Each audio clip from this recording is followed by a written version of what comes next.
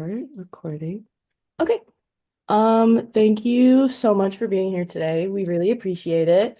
If you would just, we can start with introductions, when you graduated from UCSB, what your degree was in, just general stuff like that. So, Michael, if you'd like to start. Yeah, sure. I graduated 2019 and I studied biological sciences, and now I go to University of Washington. Awesome. And then Alice, if you'd like to go next. Yeah, so I graduated from UCSB in 2016. I double majored in anthropology and psychology, and now I go to Samuel Merritt University. Great, thank you. And then I guess just to start, why did you decide to go into nursing? Was it, right after college, or were you a career changer? Like, what led you to nursing?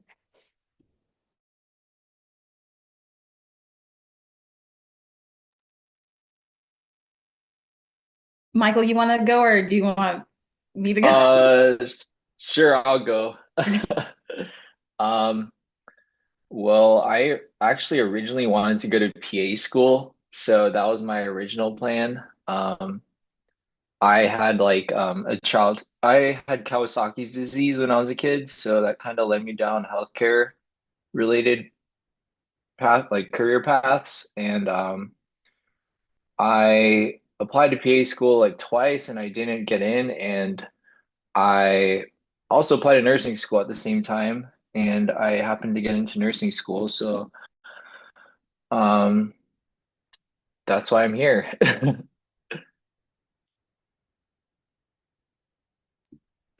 For me, I've always wanted to do something health care related, but I was motivated to pursue nursing when my father passed away. We had a group of hospice nurses that literally went above and beyond for my family during that really hard time. And I knew right then and there, I was like, okay, well, I don't want to be a hospice nurse, but I want to pursue nursing to give back and to make like people feel happy because obviously like losing a parent is a really hard thing and having them make me smile was amazing. Everyone in my family smile. So yeah, that's why I wanted to, or that's why I want to pursue nursing. Thank you both for sharing. We really appreciate it. And, just like the different paths and stories that have led people to, find nursing. And then I know you both mentioned, your program, but what degree, like, are you doing ABSN or master's? And then how do you like it so far? And how far into the program are you? Like, did you just start? Are you about to graduate? Just that general information. I'm in the ABSN program here, and it's my second quarter. I'm like halfway through my second quarter. Um, and I think it's been going pretty well. My program is actually kind of interesting where they don't really give us too many exams, which is nice. But a lot of it is skills based. So we're doing a lot of time in the lab and doing simulations. So it's kind of nice where there's not that much pressure on like knowing everything in class. It's more so just like demonstrating what you have learned in clinical and in the classroom.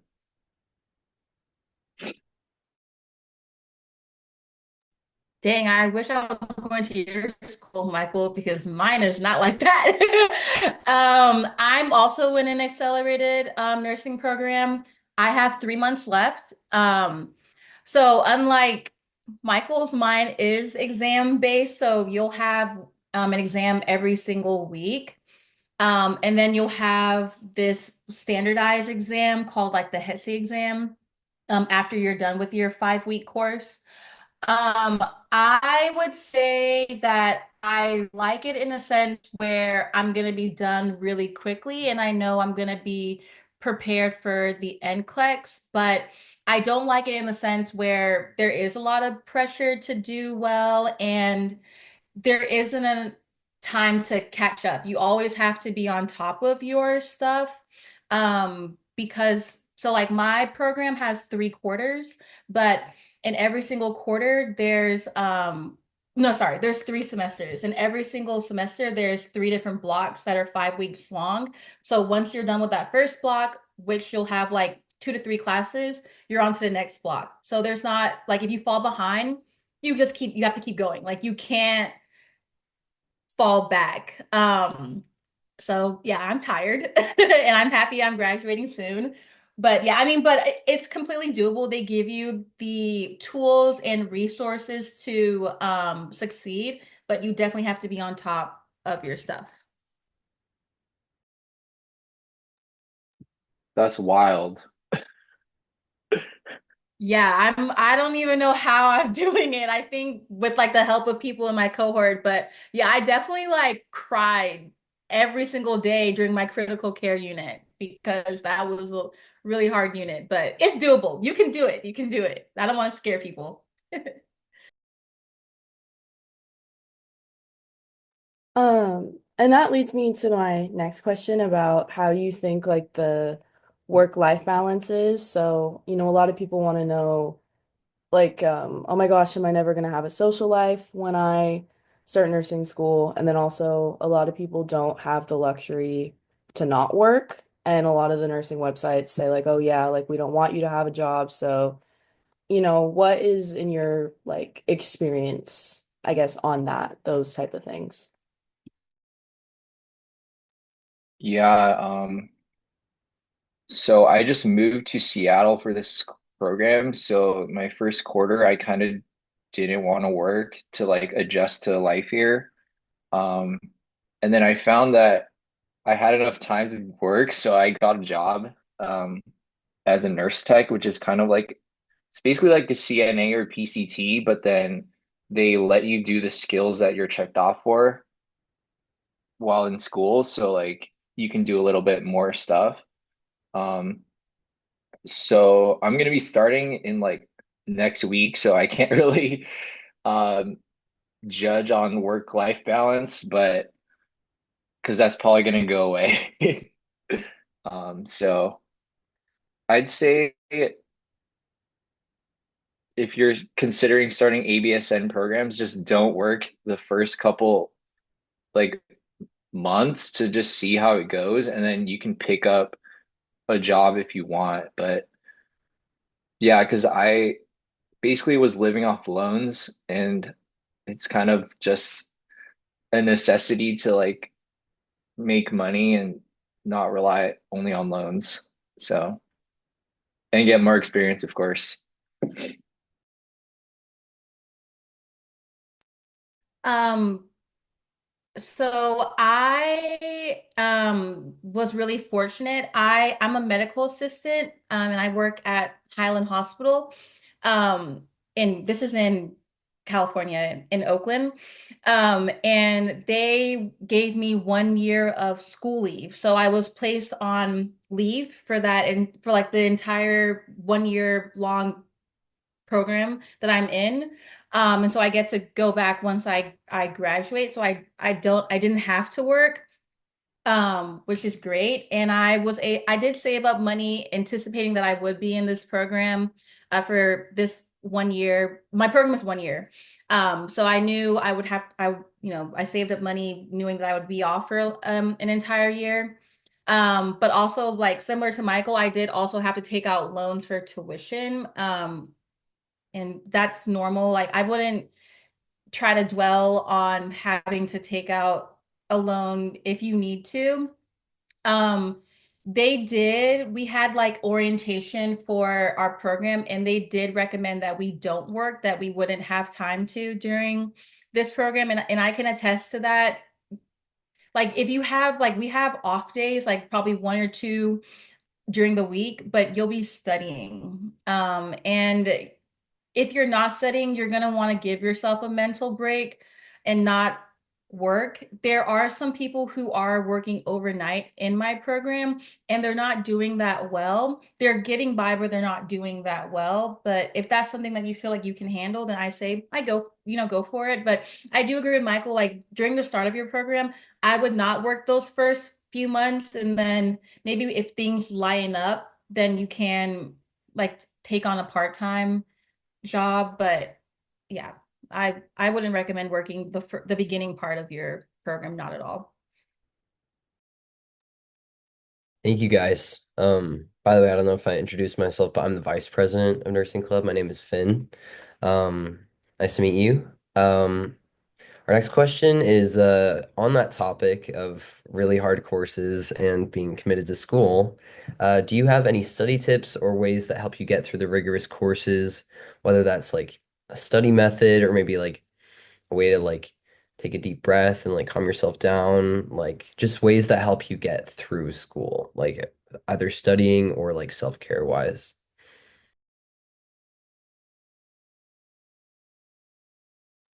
Um, I'm kind of like I need to write things down, so I learned that at UCSB.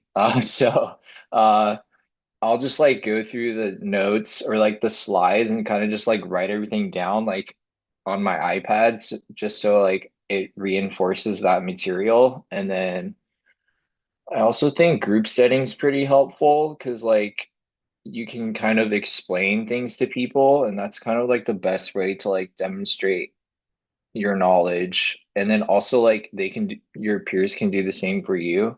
So and then like your friends might be good at this one topic that you don't fully understand. And then it kind of just helps reinforce the knowledge your knowledge. And then self-care, I would say, uh I'm a runner, so I just go run when I can, just to not think about school and kind of have like goals beyond my career and academics. So yeah. Um, I like so like when I'm learning about something in class, I don't like to take notes at all. I feel like it distracts me from learning the material because I'm trying to, write everything down. Like mostly all of my professors will record their lectures. So I go back and I will watch the recordings and then that's when I start handwriting all of my notes. And once I have my notes written out, I'll start studying. I like if I have I have weekly exams. So like let's say I learn my material on Monday and then like the over like the course of 2 days, I'll write my notes down and then I won't start studying for my exam until that Friday. I find it, if I study too early, I forget the material. And then also I have clinicals like throughout the week. So it's not like I have a lot of time to study all the time. But I like to, when I do study, I like to study in like bundles. So I'll do 2 hours, even if I don't get through everything, I'll do 2 hours and I'll stop and I'll like do something else. And then I'll do like another 2 hours. And then I'll stop and then I do one more 2 hours and then I'm done like for the whole day. And then the day before my exam is when I do my active recall. I also do study groups also too. Not all the time. Like for critical care, I was doing it more, but for like peds, because a lot of the ped stuff was math, like weight based, I would do it on my own. Um, but yeah, with study groups, if they help you, like go for it. I think they're beneficial too. And then for like self-care, I do Pilates once a week. So it kind of gets me away from nursing. And then I do try to at least see my friends twice a month. I don't, it's like really random, because I got super depressed when the program started and I wasn't seeing my friends at all because I was literally studying all the time. And I was like, okay, I gotta go out. I have to be outside. So I would definitely recommend trying to still see your friends as much as you can, if you're able to. I force myself to do it twice a month, even though I'm like, oh no, I should be studying, I'm like, no, I have to see my friends because my mental health will go down. So yeah, those are my tips. Awesome. Thank you. It seems you guys both kind of benefit from like the group setting too. It seems to help a lot. Um so one thing we've been asking the other Zoom seminars is like what's the coolest like medical thing or like maybe the most like something that stuck with you like in the medical setting, like beyond just like the school and the studying, like for when you become a nurse, like in your clinicals, like what's like a cool medical thing you've seen or like maybe like an emotional like patient that stuck with you in a happy way or a sad way, and how did this influence like either how did it reinforce or maybe like discourage you from nursing? Um, just like different feelings you may have had about that. Yeah, sorry if that was a long-winded question. That's a really good question. So I actually don't really have a clinical experience in terms of like school wise, but I my previous job was an ER tech, so I saw like a lot of people coming in with like they're very sick, and then like some patients are like unresponsive, and then I think what made me also want to do nursing is because like the nurses are like the first people on like responding to the patient, and like they're the ones providing like obviously with the doctor's orders, but they're the ones giving the care to the patient when they're like the sickest. And I think that's what stuck to me is like I'm privileged enough to have the knowledge and the skill to like be able to manage someone, hopefully like that, like the nurses that I saw. So I think that whole experience was something that like led me down this path, even though it wasn't my original plan.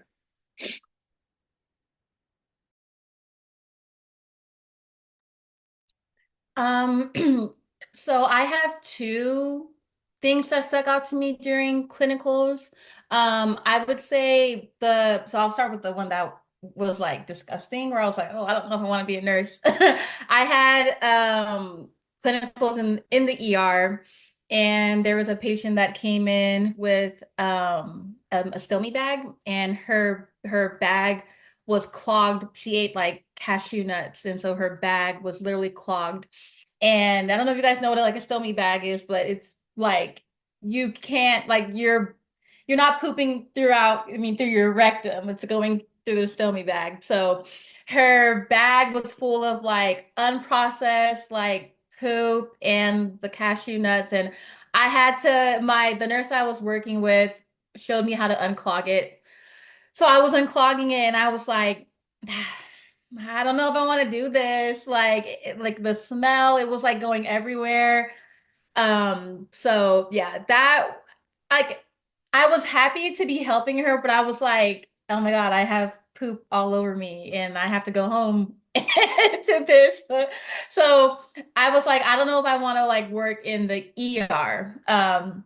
Because there's a lot of things you'll see in the ER. And it's like quick turnover too. Like you'll have like a 5 minute intake and then you'll do everything you need to do, then you're on to the next patient. And I think I'm more receptive to building like a relationship with my patients. So when I had my maternity clinical, I didn't give birth. Oh my God. I helped assist in a lady giving birth, and that's my calling. Like I felt like this profound sense of like purpose.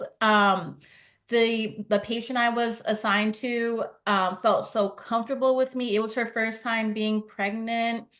And she was going through all of the emotions, and she was telling me how she loved my calm demeanor, and how helpful I was. Like her just being able to hold my hand. Her partner couldn't make it in time, so it felt I felt very like it was very rewarding. So I would say that's like the biggest thing that stuck out to me during my clinical experience. And also like I think because I am like a medical assistant, I have background working in the women's department. So it's like I already kind of had the skills before, but now I learned the skills as a nurse. And it definitely solidified why I want to work in either L&D, postpartum, or the NICU.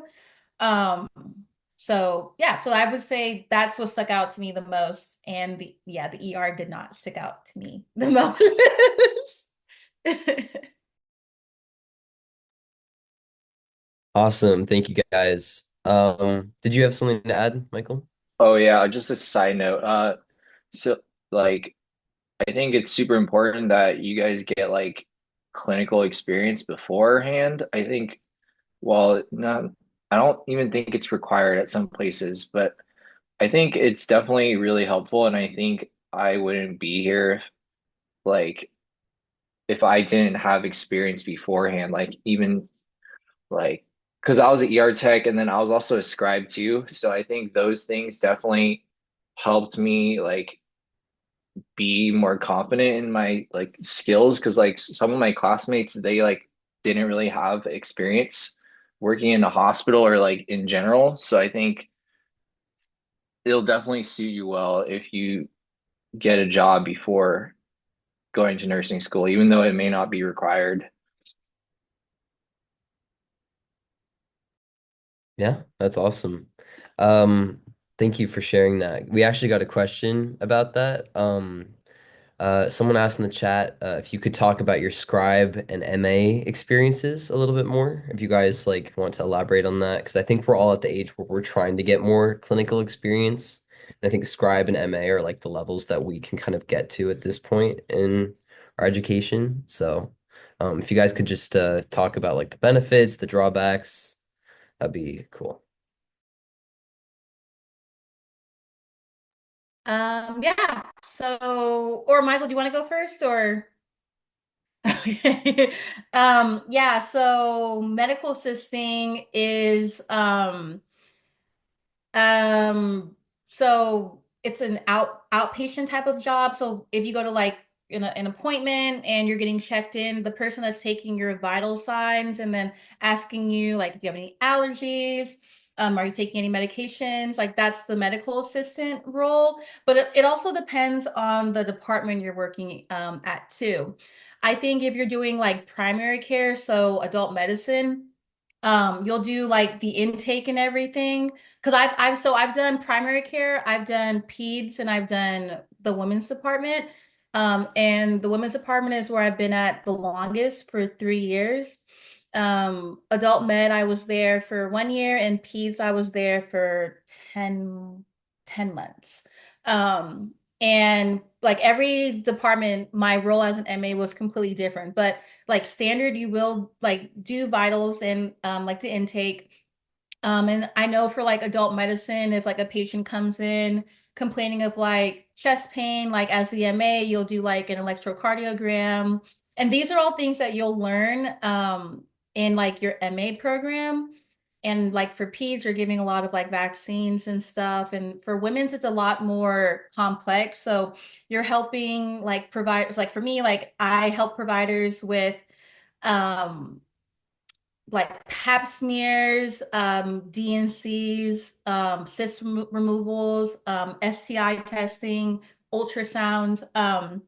But y- like these are things that I didn't learn those things in my MA program. I learned that on the job.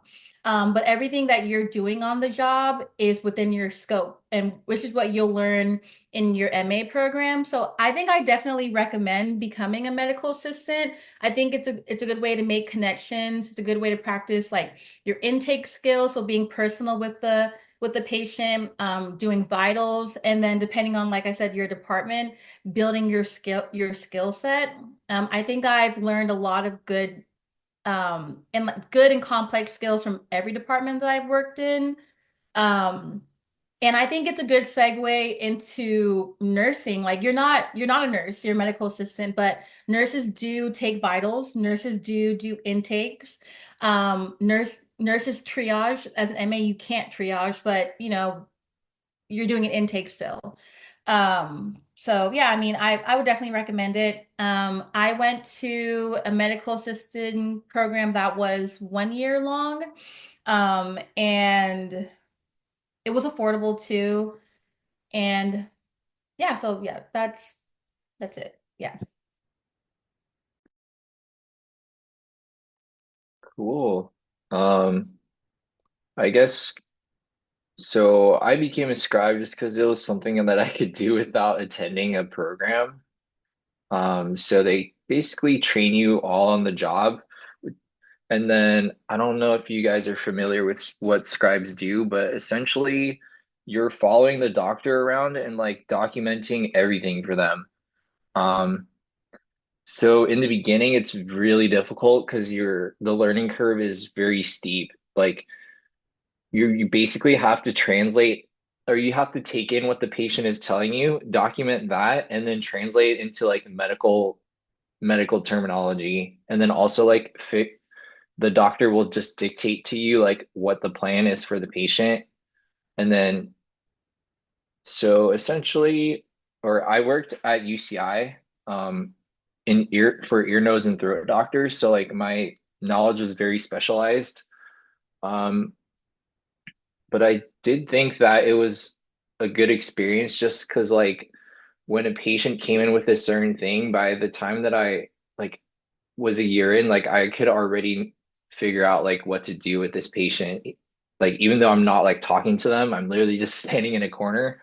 Like I think over time you just build like because a lot of it is just like formulaic. People come in and then essentially they you're kind of getting more of the reasoning behind what doctors do, which was pretty interesting to me. I mean, it's not necessarily like a requirement as a nurse because we're not going to be doing that job. But I think just having more medical knowledge will be useful in terms of like schooling. Um, and then, yeah. Awesome. Thank you guys. Um, Next question we have is what are your plans after graduation? And either of you can start first.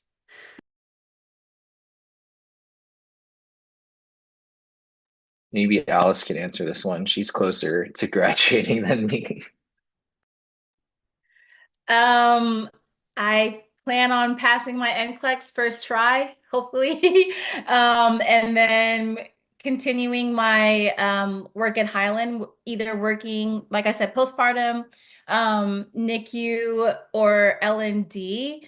I'm also open to different departments too. I've had a lot of clinical experience and a lot of different, I have a lot of clinical rotations. So I've done like ICU, I've done cardiac ICU, I've done like the ER, maternity and peds, and then critical care like med surg and everything. So yeah, I hope to get a new grad program at the place that I currently work at. It is really competitive, so like not to like derail you guys, it like what me and Michael were saying, it is good to kind of have experience working somewhere prior because you could have built connections there and maybe might be a little bit more easier for you to get a job there if you're still working there or if you just stayed in good contact with your prior manager. Um, because like nursing is really competitive and trying to get a new grad program is really competitive. You don't have to necessarily when you graduate get into a new grad program. There are some places that will hire you without any experience, but I know most like major healthcare facilities would rather you start in their new grad program and then transfer like segue into like an RN2. So like there's like RN1 and then like RN2. So like that's my plan to hopefully get into a new grad program at Highland and continue my work there.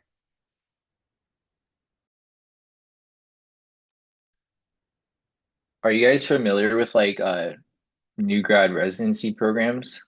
or what they are. Okay, so just to explain, so basically when you're done with school, hospital most hospitals in California do this, I think. Um, but you are applying for like their residency program, which is basically sometimes I think most of them are a year. It's basically like they're train orienting you, and then they also like do like seminars for you and like clinical like workshops where you like practice, I guess is the best way of saying it. Um, and then it's basically like a 1 year commitment. And then so the difficult part is when you apply to it, like you're basically competing against all the people that graduated around the same time as you because they only start these programs like 3 times a year or something. So that's the part that's competitive is you're there's only like it's like applying to nursing school all over again, where there's only like 3 different times where they take employees, and then you're there for a year and you're competing against everyone else. So yeah. And then in terms of my plans, probably gonna move back to California, Orange County, that's where I'm from. And then thinking about either ICU or ER, just depending on how my clinicals go. Um, yeah, I don't really know anything more than that. Awesome. Thank you. Yeah, thank you for sharing. And that leads us to our next question is how prepared do you feel for the NCLEX? Like, do you think your school is doing a good job at preparing you? And because I know we did an interview with a few nursing programs, and they talked about like their exam questions are very similar to the format of NCLEX questions, just so you have like a general idea. Do you feel like your school is preparing you, or do you feel like you're doing a lot of like outside preparation as well? Um, I feel like my school is preparing me. I kind of mentioned it a little bit earlier, but I glossed over it. After the end of one of our courses that after the end of one of our 5-week courses, we'll take an exam called the HESI exam. And it's a standardized test with NCLEX style questions based off of the material that you're learning. So for like for maternity, like the HESI exam will strictly be on maternity NCLEX style questions. And then there's a score that you'll get, and it ranges from 0 to 900. Anyone who scores an 850 or above is what they say on track for passing NCLEX style questions on the NCLEX related to that course, so like maternity. Anyone who scores 850 or below will have to do remediation. And so remediation involves you sitting for either, depending on your score, you'll sit for 4 hours. No, yeah, you'll sit for 2 hours, 4 hours, or 6 hours, relearning all the material again, and then taking case study exams to pass your HESI. And so when I first heard about this, like our first block, I was like, remediation, like, doesn't mean I pass. I mean, I fail. Like what? Like I was really freaked out. But then I took like the first exam and I was like, okay, this is not that bad because we've spent like 5 weeks learning the material, and anything you get wrong is it's just a chance for you to learn, okay, like this is something I need to, or this part I need to spend more time reviewing. And then you can take like case study exams after the fact and then pass.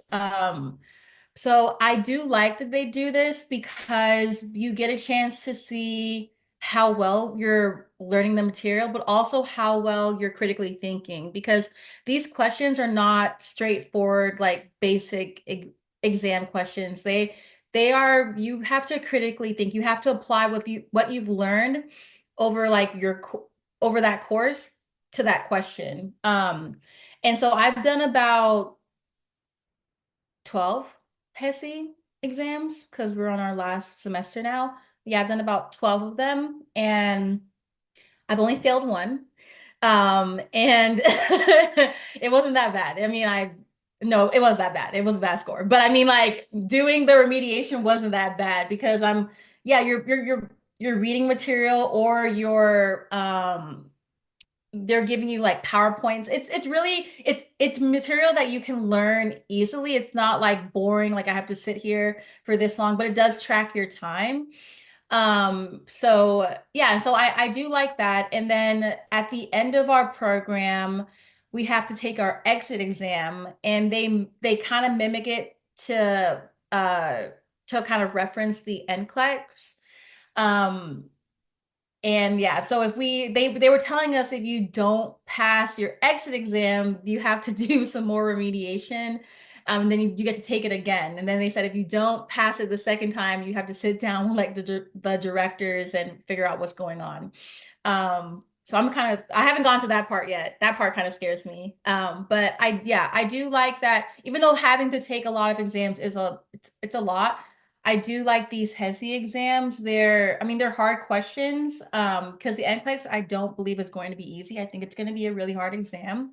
But I do like how we're already exposed to it, and we were exposed to it so early on in our program too.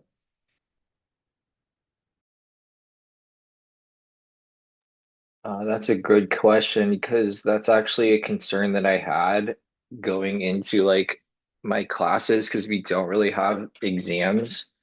So like I was like, yo, how are we gonna be prepared? Because that's like the one job of going like there's no point of going to nursing school if you can't pass the NCLEX. So but the thing was that they have like these all of our like homeworks get presented as case studies. So I guess like that helps in terms of like implementing like the nurse way of thinking. So like you need to be able to like see like analyze the patient presentation and then come up with like, oh, like hypothesize what's going on with this patient and then you're trying to figure out solutions. So I think they do a good job of implementing that way of thinking like early. And then I know there's a course in my last quarter where it's like NCLEX like a prep course kind of. So I assume we're going to be taking a lot of practice exams there. And then through the textbook, we get like weekly quizzes. So I guess like um those questions are styled like NCLEX questions where it's like, oh, select all that apply or like, which one's the most correct or whatever, like all this like NCLEX verbiage that's used. So, I mean, I'm just kind of trusting the process and hoping that I will be prepared. I mean, the program has like over 90% pass rate, so I guess they're doing something right. So, it's just I guess my experience is different from most nursing programs or nursing students, so I'm just kind of like hoping for the best. Thank you. Appreciate it. One question I had for Michael specifically, something I wonder myself, and also I know we have a few male students in our nursing club. But as a male nursing student, like what's been your experience in a predominantly female profession? And how do you navigate that?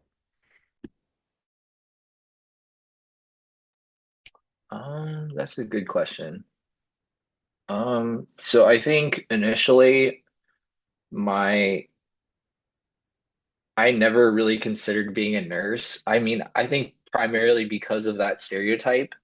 Um, and then I worked in the ER and my girlfriend's also a nurse. So then she was I think in the ER there's more male nurses, so that kind of like I guess indirectly planted a seed for me. It's like, oh, like there's like people that I looked up to that I could see myself doing what they were doing. And I think that was something that made me more open to the idea. Um, I mean, in the end, I guess navigating it, I don't really feel that stereotype now, like being a nursing student. Like, I think nursing is like a very respected profession, like to the general public and like patients and like honestly everyone. So I think like when you say like when you say you're a nurse, like people like respect that. And I think that's something that I'm realizing now. And I mean, honestly, I don't really feel like any negative being a guy in nursing besides maybe like, like like there's a bunch of girls talking, like, I'm just kind of like doing my own thing. But um yeah. Yeah, I ask just because I feel like there are a lot of men who maybe just don't even consider nursing as a profession because there's that stereotype associated with it, and they don't consider like, oh, the benefits, or like maybe it's like something that they would actually want to do. So thank you for answering that. Oh yeah, no, for sure. I think that's a valid thing. I can attest for that.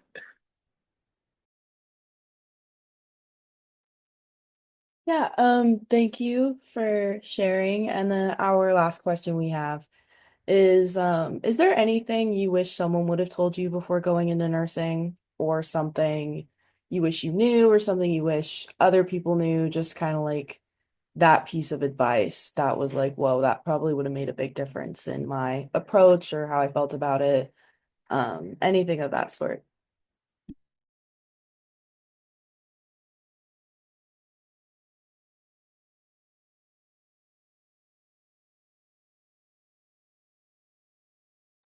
Um, um, yeah, I mean, I think for me, I wish that I was kind of hinted upon how there could be drama, like in your nursing program. And if there is drama, stay out of it. You're there to learn. You're there to get your degree, your BSN, and then get your license. And I mean, it's once you have your license, you need to protect your license. There's like a lot of cattiness and a lot of like complainers in my program, and I don't pay them any mind. And I wish I was told that. I was thinking more like nursing school would be, you lean on your classmates. We're not in competition with each other. We're all going to graduate, but no, that's not really the case. And maybe that might just be my program. I'm not sure how other programs are, but yeah, I wish that I was kind of warned about that. And then also don't be too hard on yourself. I don't think exams, like getting an A, is like the biggest thing in the world. Like literally you need to just learn the material and make sure you're grasping it in a way where you can critically think about it. And yeah, I mean, I have not gotten perfect scores on my, well, not like the HESI exams, but like our regular um theory exams. I've never gotten like perfect scores or whatever. Because what matters to me most is that I can like apply the material. And I did notice like after my first block that I was so like when I didn't get my first good perfect score, like whatever, like an A, I was like, oh my God, like I'm not doing well, I'm not doing well. And I had to take a step back and realize, like, you know what, it doesn't really matter. Like you don't have to get perfect scores on your exams. Like as long as you can apply the material and especially apply it to your clinicals, like you're gonna learn how to do a head to toe assessment. Um, and you're gonna learn the different steps. But when you're actually in your clinical setting and you have a patient, you're not gonna go through every step. It depends on what the patient is here for. Like, um, and you might do more of a focus assessment. Like if they're here for like respiratory issues, you'll do more of like a respiratory head to toe assessment as opposed to like the whole head to toe assessment. So, and you guys will learn that, sorry, that's like verbiage, but like a head to toe is you literally like assessing a patient from head to toe. But yeah, so those are the two things that I wish that I was told about before going to nursing school. But other than that, I think everything has been expected.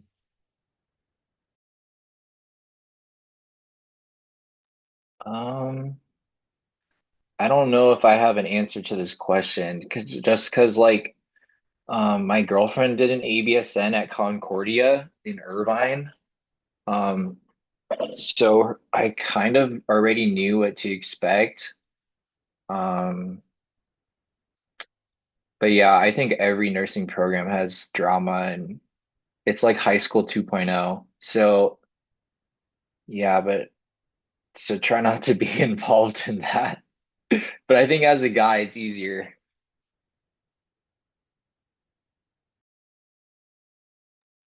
Yeah, that makes a lot of sense. But if no one has any more questions, that's all that we have. Thank you both so much for agreeing to do this with us. We really appreciate it. Our goal, especially since UCSB doesn't have a nursing major or really much information on it, we really want to have like a bigger picture so people can see like there's so many different ways to get there, so many different paths. So we really appreciate you both taking the time to meet with us today. Yeah, of course. When did you guys start this club? And also, how did you find my information? Yeah, I was gonna ask the same I thing. I was gonna was ask like, what the the heck? same thing. So let me stop the recording real quick.